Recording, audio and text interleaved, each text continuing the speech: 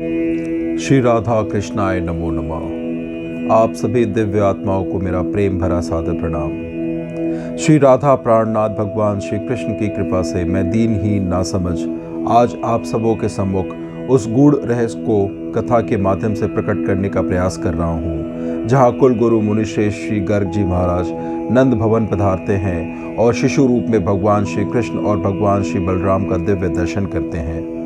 अत्यंत प्रफुल्लित भाव से उन्हें अपना प्रणाम समर्पित करते हैं। तत्पश्चात आग्रह करके नंद और यशोदा जी को एकांत में ले जाकर भगवान श्री कृष्ण के दिव्य रूप के गूढ़ रहस्य को अपने बुद्धि अनुसार प्रकट करते हैं और उनके नाम की महिमा भी गाते हैं। साथ में भविष्य में घटित होने वाले सारे कृष्ण लीलाओं का वृत्तांत भी कह सुनाते हैं, जिसे सुनकर नंद यशोदा जी को परम विस्मय, आनंद और हर्ष की प्राप्ति होती है। उनके आग्रह से गर्ग मुनि ने दोनों शिशुओं का नामकरण और अन्नप्राशन को भी संपूर्ण किया। अवसर पाकर परम भक्ति भाव से गर्ग मुनि ने भगवान परमेश्वर परमानंद सच्चिदानंद प्रभु कृष्ण की स्तुति की, जिसे सुनकर शिशु रूप में भगवान कृष्ण अति प्रसन्न होते हैं और गर्ग मुनि को आशीर्वाद देते हैं। मुझे पूर्ण विश्वास है कि आज के इस कथा संवाद, जो कि ब्रह्म वैवर्ता पुराण के श्री कृष्ण जनखंड में वर्णित है, सुनकर आप सभी भाव विभोर हो जाएंगे और पतंगे के भांति आपका हृदय प्रभु कृष्ण रूपी अग्नि में जल उठेगा। इस परमानंद कथा को पढ़ते क्षण मुझसे कोई त्रुटि और कहीं कमी रह जाए, अपराध हो जाए या शब्द उच्चारण में गलती हो जाए तो अज्ञानी जानकर क्षमा कर दे। यह कथा कुछ इस प्रकार से है। गर्ग जी और उनके शिष्यों को देखकर नंद जी दंड की भांति पृथ्वी पे माथा टेक उन्हें प्रणाम करते हैं। गर्ग जी ने उन्हें आशीर्वाद दिया। इसके बाद गर्ग जी आसन से उठे और नंद यशोदा को साथ ले सुरम्य अंतपुर में गए। उस निर्जन स्थान में गर्ग, नंद और पुत्र सहित यशोदा इतने ही लोग रह गए थे। उस समय गर्ग जी ने यह गूढ़ बात कही। गर्ग जी कहते हैं, नंद, मैं तुम्हें मंगलकारी वचन सुनाता हूँ। वसुदेव जी ने जिस प्रयोजन से मुझे यहाँ भेजा है उसे सुनो। वसुदेव ने सूतिकागार में आकर अपना पुत्र तुम्हारे यहाँ रख दिया और तुम्हारी कन्या वे मथुरा ले गए हैं। ऐसा उन्होंने कंस के भय से किया है। यह पुत्र वसुदेव का है और जो इससे ज्येष्ठ है वो भी उन्हीं का है। यह निश्चित बात है। इस बालक का अन्नप्राशन और नामकरण संस्करण करने के लिए वसुदेव ने गुप्त रूप से मुझे यहाँ भेजा है। अतः तुम ब्रज में इन बालकों के संस्कार की तैयारी करो। तुम्हारा यह शिशु पूर्ण ब्रह्म स्वरूप है और माया से इस भूतल पर अवतीर्ण हो पृथ्वी का भार उतारने के लिए उद्यमशील है। ब्रह्मा जी ने इनकी आराधना की थी, अतः उनकी प्रार्थना से यह भूतल का भार हरण करेगा। इस शिशु के रूप में साक्षात राधिका वल्लभ गोलोकनाथ भगवान श्री कृष्ण पधारे हैं। वैकुंठ में जो कमलाकांत नारायण हैं तथा श्वेत द्वीप में जो जगत पालक विष्णु निवास करते हैं, वे भी इन्हीं में अंतर्भूत हैं। महर्षि कपिल तथा इनके अनन्याय अंश ऋषि नर नारायण भी इनसे भिन्न नहीं है। ये सबके तेजो की राशि हैं। वह तेजो राशि ही मूर्तिमान होकर उनके यहाँ अवतीर्ण हुई है। भगवान श्री कृष्ण वसुदेव को अपना रूप दिखाकर शिशु रूप हो गए और सूतिकागार में इस समय तुम्हारे घर में आ गए हैं। ये किसी योनि से प्रकट नहीं हुए हैं, अयोनिज रूप में ही भूतल पर प्रकट हुए हैं। इन श्री हरि ने माया से अपनी माता के गर्भ को वायु से पूर्ण कर रखा था।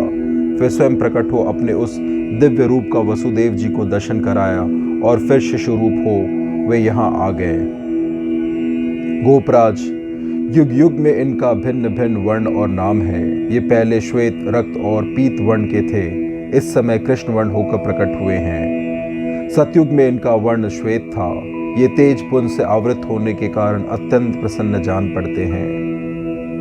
त्रेता में इनका वर्ण लाल हुआ और द्वापर में ये भगवान पीत वर्ण के हो गए। कलयुग के आरंभ में इनका वर्ण कृष्ण हो गया। ये श्रीमान तेज की राशि है, परिपूर्णतम ब्रह्म है, इसलिए कृष्ण कहे गए हैं। कृष्ण पद में जो ककार है वह ब्रह्मा का वाचक है। ऋकार अनंत शेषनाग का वाचक है। मूर्धन्य शकार शिव का और नकार धर्म का बोधक है। अंत में जो अकार है वह श्वेत द्वीप निवासी विष्णु का वाचक है तथा विसर्ग नर नारायण अर्थ का बोधक माना गया है। ये श्री हरि उपर्युक्त सब देवताओं के तेज की राशि है, सर्वस्वरूप, सर्वाधार तथा सर्वबीज है, इसलिए कृष्ण कहे गए हैं। कृष्ण शब्द निर्वाण का वाचक है, नकार मोक्ष का बोधक है और अकार का अर्थ दाता है।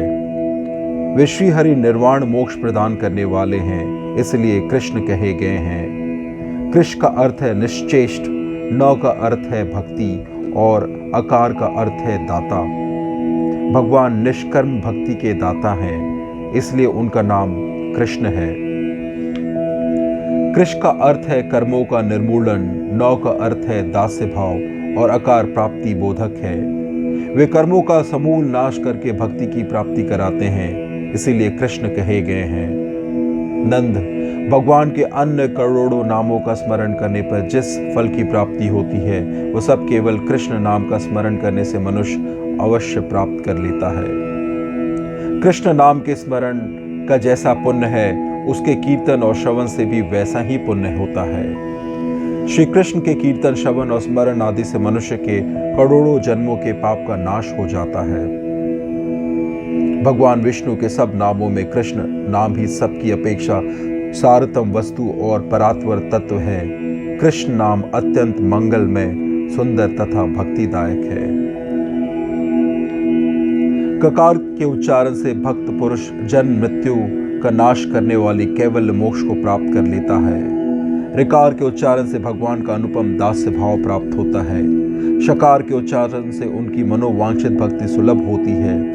नकार के उच्चारण से तत्काल ही उनके साथ निवास का सौभाग्य प्राप्त होता है और विसर्ग के उच्चारण से उनके सारूप्य की उपलब्धि होती है, इसमें संशय नहीं है।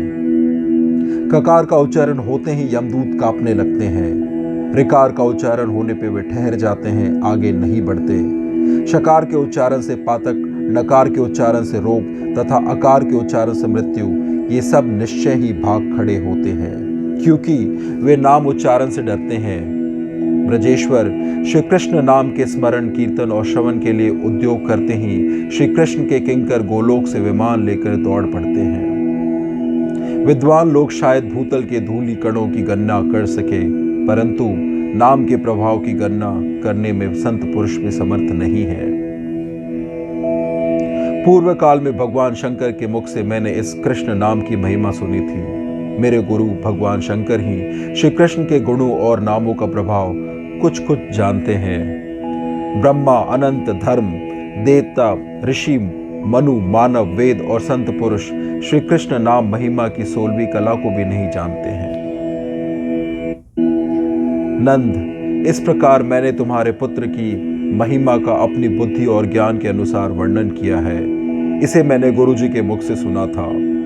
कृष्ण, पीतांबर, कंसध्वसी, विष्टश्रवा, देवकी नंदन, श्रीश, यशोदा नंदन, हरि, सनातन, अच्युत, विष्णु, सर्वेश्वर, सर्वरूपधृक, सर्वाधार, सर्वगति, सर्वकारण कारण, राधा बंधु, राधिकात्मा, राधिका जीवन, राधिका सहचारी, राधा मानस पूरक, राधाधन, राधिकांग, राधिकासक्त मानस, राधा प्राण, राधिकेश, राधिका रमण, राधिका चित्तचोर, राधा प्राणाधिक, प्रभु, परिपूर्णतम, ब्रह्म, गोविंद और गरुध्वज।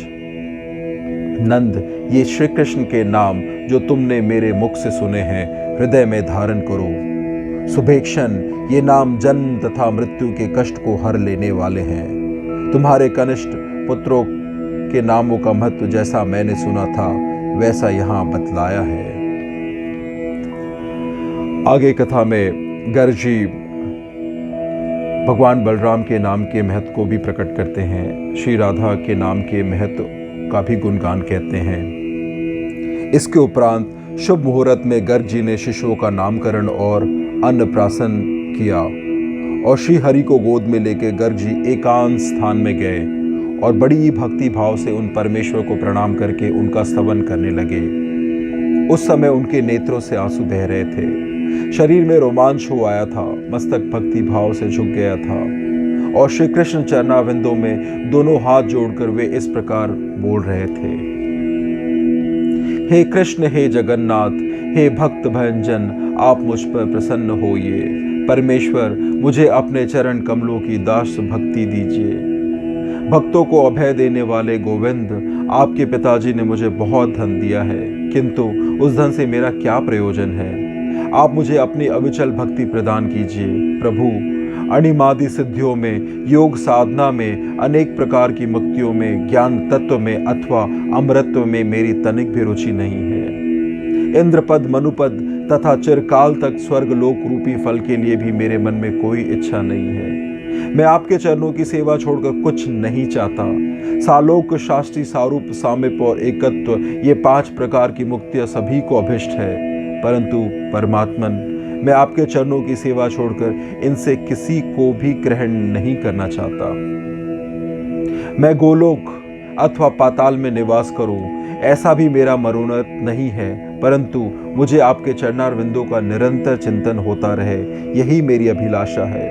कितने ही जन्मों के पुण्य के फल का उदय हुआ, जिससे भगवान शंकर के मुख से मुझे आपके मंत्र का उपदेश प्राप्त हुआ।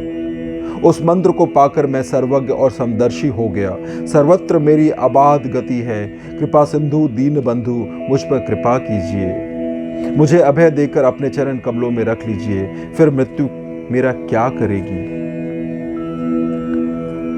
आपके चरणारविंदों की सेवा से भगवान शंकर सबके ईश्वर, मृत्युंजय, जगत का अंत करने वाले तथा योगियों के भी गुरु हुए हैं। ब्राह्मण, जिनके एक दिन में 14 इंद्रों का पतन होता है, वे जगत विधाता ब्रह्मा आपके चरण कमलों की सेवा से ही उस पद पर प्रतिष्ठित हुए हैं।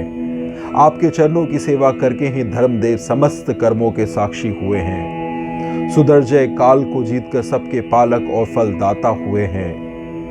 आपके चरण विंदों की सेवा के प्रभाव से सहस्त्र मुख वाले शेषनाग संपूर्ण विश्व को सरसों के एक दाने के भांति सिर पर धारण करते हैं, ठीक उसी तरह जैसे भगवान शिव कंठ में विष धारण करते हैं। जो संपूर्ण संपदाओं की सृष्टि करने वाली तथा देवियों में परात्पर है, वे लक्ष्मी देवी अपने केश कलापों से आपके चरणों का मार्जन करती रहती हैं।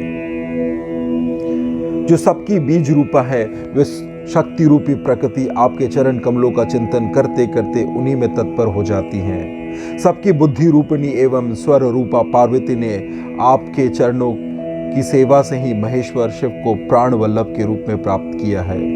विद्या के अधिष्ठात्री देवी जो ज्ञान माता सरस्वती हैं, वे आपके चरणारविंदों की आराधना करके ही सबकी पूजनीय हुई है। जो ब्रह्मा जी तथा ब्राह्मणों की गति है, वे वेद जननी सावित्री आपकी चरण सेवा से ही तीनों लोकों को पवित्र करती हैं। पृथ्वी आपके चरण कमलों की सेवा के प्रभाव से ही जगत को धारण करने में समर्थ रत्न गर्भा तथा संपूर्ण शस्यों को उत्पन्न करने वाली हुई है।